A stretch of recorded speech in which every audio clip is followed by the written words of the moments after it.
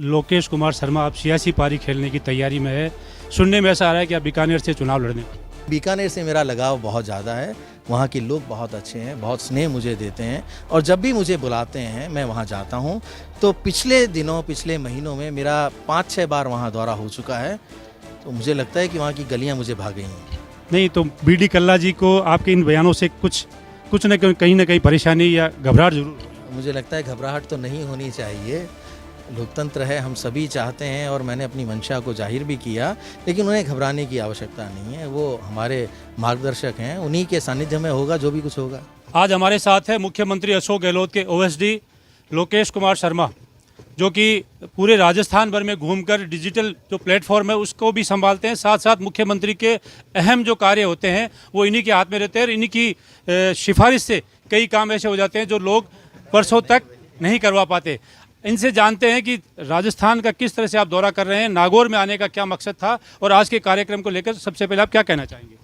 देखिए, आज का कार्यक्रम था युवा संवाद कार्यक्रम, और जो सिर्फ नागौर डीडवाना ही नहीं, मैं पूरे प्रदेश भर में अपने युवा साथियों के साथ इस कार्यक्रम को कर रहा हूं। इसका मुख्य उद्देश्य है कि हमें अपनी सरकार हर हाल में रिपीट करवानी है और इसके लिए मैं मेरे युवा साथियों को आग्रह कर रहा हूं कि अब अग्रेसिव तरीके से आपको एक्टिव होना है, क्योंकि समय आ गया है। 2023 के मध्य में हम चल रहे हैं। 4 महीने बाद, 5 महीने बाद इस प्रदेश में चुनाव हैं। तो युवा साथियों की सबसे बड़ी भूमिका रहेगी इस बात में कि प्रदेश सरकार और मुख्यमंत्री जी द्वारा चलाई जा रही तमाम जन कल्याणकारी योजनाओं को आम जन तक पहुंचाएं, जन जन तक पहुंचाएं, घर घर तक पहुंचाएं।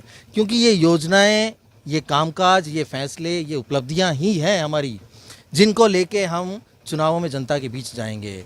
तो जब प्रदेश के मुख्यमंत्री ने आम जनता के कल्याण के लिए इतनी अच्छी योजनाएं चलाई हों, सामाजिक सुरक्षा की योजनाएं चलाई हों, जहां हर व्यक्ति ये महसूस करता हो कि सरकार नाम की कोई चीज़ है और वो हमें सहयोग करेगी, तो ऐसे व्यक्ति की मंशा के अनुरूप इस प्रदेश में हम युवाओं को कमर कस लेनी है और घर घर तक पहुंच के तमाम योजनाओं की जानकारी देनी है, ताकि आने वाले समय में हम उसी रूप में जनता के बीच जाएं और अपने कामकाज को लेकर जनता से बात करें। मुझे पूरा यकीन है कि हम इस कार्य को अगर बखूबी कर पाए, पूरे तरीके से कर पाए, तो निश्चित तौर पर इस प्रदेश में सरकार की वापसी को कोई नहीं रोक सकेगा।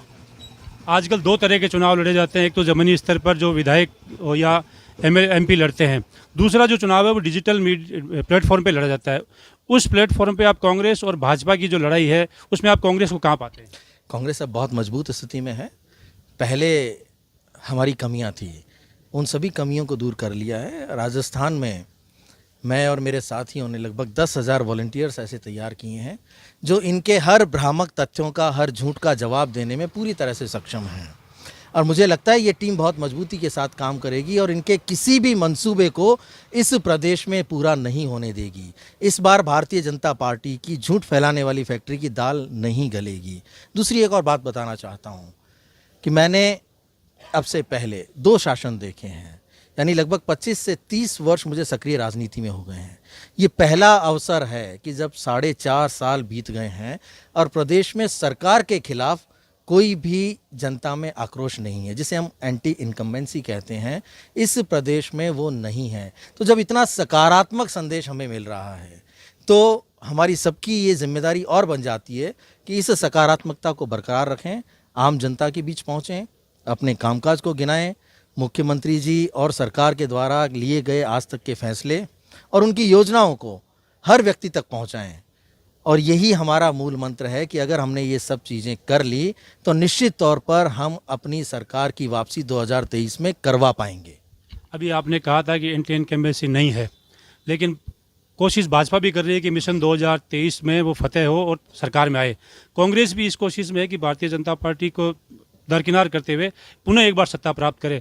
लेकिन जो कांग्रेस की फूट है, अशोक गहलोत सचिन पायलट का जो झगड़ा है, इस बात को लेकर कार्यकर्ताओं में भी एक असमंजस की स्थिति है, तो नेताओं में भी 2 धड़ों में बंटे हुए दिखाई देते हैं। आपने अभी बात की भारतीय जनता पार्टी की, तो मेरा ये कहना है कि यहाँ विपक्ष नाम की और भारतीय जनता पार्टी नाम की कोई चीज़ ही नहीं है। उन्होंने आज तक 4.5 वर्ष में विपक्ष की कोई भूमिका नहीं निभाई, सिर्फ आरोप गढ़े हैं और आरोप लगाना तो बहुत सीधा सा काम है, कोई भी व्यक्ति किसी के ऊपर भी आरोप लगा सकता है, लेकिन आज तक तथ्यों के साथ आलोचनात्मक तरीके से किसी भी बात को उन्होंने जनहित के लिए उठाने का प्रयास नहीं किया। इसलिए मेरी नज़र में विपक्ष की कोई भूमिका उन्होंने नहीं निभाई। और लोकतंत्र है, चुनाव है, वो भी प्रयास करेंगे कि वो भी जीतें, चुनाव लड़ें, उनकी पार्टी की जीत हो, तो लोकतंत्र में ये होता ही रहता है। लेकिन जो उनकी भूमिका होनी चाहिए थी, आम जनता ये समझ चुकी है कि भारतीय जनता पार्टी सिर्फ और सिर्फ झूठ बोलने का और भ्रम फैलाने का काम करती है। हमारी सरकार ने जो काम किया है, मुख्यमंत्री जी ने जो योजनाएं आम जनता के लिए लेके आई हुई हैं, उन सब के भरोसे हम हर हाल में चुनाव जीतेंगे। आपने एक बात और कही, आपने कहा कि कांग्रेस के नेताओं में आपसी फूट है। मुझे लगता है ये सब बातें बहुत पुरानी हो चुकी हैं और कहीं किसी तरह की फूट अब कांग्रेस में नहीं है और पहले भी नहीं थी। सब एकजुट हैं। आने वाला चुनाव इस राजस्थान में सभी एकजुट होकर लड़ेंगे विधानसभा का चुनाव। पहले कुछ इस तरीके की बातें फैलाई जा रही थी, लेकिन पिछले दिनों दिल्ली में आलाकमान के यहाँ जो बैठक हुई और जो तस्वीर निकल के सामने आई, वो सब एकजुटता की तस्वीरें थी। और उसके बाद आलाकमान ने, केंद्रीय नेतृत्व ने ये पूरे तरीके से कहा कि 2023 का विधानसभा चुनाव सभी लोग एकजुट होकर लड़ेंगे। तो ये संशय ही खत्म हो जाना चाहिए। इस तरीके की जो बातें हैं वो अब किसी के जहन में रहनी ही नहीं चाहिए। पूरी कांग्रेस एकजुट है और आने वाले समय में चुनावों के दौरान आप देखेंगे कि कांग्रेस एकजुटता के साथ मजबूती से चुनावों में उतरेगी और फतेह हासिल करेगी। एक मुद्दा और है, ज़िले का मुद्दा है। मुख्यमंत्री अशोक गहलोत द्वारा बम्पर जिलों की घोषणा की गई थी, लेकिन उनमें 2 जिले ऐसे बनाए थे जिसमें संयुक्त रूप से उनको जिला घोषित किया था। अब यहाँ डीडवाना की जनता में भी, नागौर की जनता में और प्रदेश की जनता में भी अभी इस बात को लेकर असमंजस है कि जिला हेडक्वार्टर डीडवाना होगा या कुचामन होगा। तो यहाँ की जनता जानना चाहती है आपके माध्यम से मुख्यमंत्री जी से कि जिला हेडक्वार्टर को लेकर क्या कहना चाहेंगे। देखिए, मैंने तो यही कहा है कि इतने सहृदय मुख्यमंत्री हैं कि उन्होंने जहाँ जिस चीज़ की जिसने मांग की उससे कहीं अधिक सबको दिया। आपने जिलों की बात की, मुझे लगता है कि जब जिलों की मांग चल रही थी तो लगभग 6, 7 या 8 जिलों की मांगें इस प्रदेश में ज़्यादातर चल रही थी।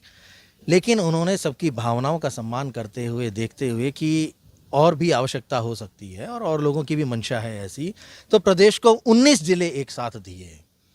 और 19 जिले देने के बाद आपने अभी कहा कि डीडवाना और कुचामन जो है, वहाँ की जनता ये जानना चाहती है।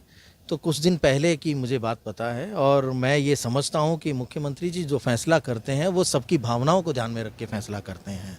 उन्होंने तो यहाँ तक भी कहा कि जो जनप्रतिनिधि हैं, जो इस ज़िले से ताल्लुक़ रखते हैं, जो यहाँ के अपनी भूमिका का निर्वहन करते हैं यहाँ के फैसलों में, वो सभी सम्मिलित रूप से अपना कोई भी एक सुझाव लेकर, सब जनता की भावना के अनुरूप एक रूपता के साथ जो भी सुझाव लेकर आएंगे, मुझे लगता है उसी दिशा में माननीय मुख्यमंत्री जी काम करेंगे। सबके सहयोग से, सबकी सुन के काम करने वाला अगर कोई व्यक्ति है राजस्थान में तो एकमात्र नाम है अशोक गहलोत, जो सबको साथ लेकर चलते हैं, हर विधायक की बात सुनते हैं, हर मंत्री की बात सुनते हैं। तो इस क्षेत्र की भी अगर ये कोई समस्या या संशय जनता के बीच में कहीं नज़र आ रहा है आपको, तो मेरा ये मानना है कि तमाम लोगों को साथ लेकर उनकी भावना के अनुरूप जो भी निर्णय लिया जाएगा वो उसी दिशा में लिया जाएगा। अंतिम सवाल आपसे है कि लोकेश कुमार शर्मा आप सियासी पारी खेलने की तैयारी में है, सुनने में ऐसा आ रहा है कि आप बीकानेर से चुनाव लड़ने वाले हैं। देखिए, लोकेश शर्मा शुरू से ही राजनीतिक व्यक्ति है। मैंने ये कई बार ये कहा कि 1996 में, यानी 1996 में राजस्थान विश्वविद्यालय का चुनाव लड़ चुका हूँ मैं। उसके बाद NSUI में आया, NSUI का प्रदेश प्रवक्ता रहा, NSUI का प्रदेश महासचिव रहा, PCC में मुझे मीडिया कोऑर्डिनेटर की जिम्मेदारी मिली। तो मैं काम सारे के सारे राजनीतिक ही करता आया हूँ और हर राजनीतिक व्यक्ति का ये सपना होता है, उसकी ये मंशा होती है कि उसे जनप्रतिनिधि के रूप में सेवा करने का अवसर प्राप्त हो और वो विधानसभा में जाकर जनता की सेवा कर सके। तो वो सपना मेरा भी है। अब ये वक्त बताएगा कि मैं चुनाव कहाँ से लड़ूंगा। आपका चुनावी क्षेत्र क्या होगा, जनता को ये थोड़ा सा इशारा। देखिए, इसी का मैंने जवाब दिया कि वो समय पर छोड़ दीजिए, अभी कहना जल्दबाजी होगी। लेकिन बीकानेर से मेरा लगाव बहुत ज़्यादा है, वहाँ के लोग बहुत अच्छे हैं, बहुत स्नेह मुझे देते हैं और जब भी मुझे बुलाते हैं मैं वहाँ जाता हूँ। तो पिछले दिनों, पिछले महीनों में मेरा 5-6 बार वहाँ दौरा हो चुका है। तो मुझे लगता है कि वहाँ की गलियाँ मुझे भा गई हैं। नहीं तो BD कल्ला जी को आपके इन बयानों से कुछ कुछ न कहीं ना कहीं परेशानी या घबराहट जरूर हो रही है? मुझे लगता है घबराहट तो नहीं होनी चाहिए। लोकतंत्र है, हम सभी चाहते हैं और मैंने अपनी मंशा को जाहिर भी किया, लेकिन उन्हें घबराने की आवश्यकता नहीं है। वो हमारे मार्गदर्शक हैं, उन्हीं के सानिध्य में होगा जो भी कुछ होगा। तो ये थे लोकेश शर्मा जो ओएसडी है मुख्यमंत्री अशोक गहलोत के, जिनका ये कहना है कि आने वाले विधानसभा चुनाव में वे भी चुनाव लड़ते हुए नजर आएंगे। और साथ ही उन्होंने मुख्यमंत्री अशोक गहलोत की महत्वाकांक्षी योजनाओं को लेकर डिजिटल प्लेटफॉर्म पर युवाओं को एक संदेश दिया है, आह्वान किया है कि वो ज़्यादा से ज़्यादा सरकारी योजनाओं का प्रचार प्रसार करे और मिशन 2023 में कांग्रेस को पुनः एक बार सत्ता में लेकर आए। देखना ये होगा कि क्या कांग्रेस कहाँ तक कामयाब होती है।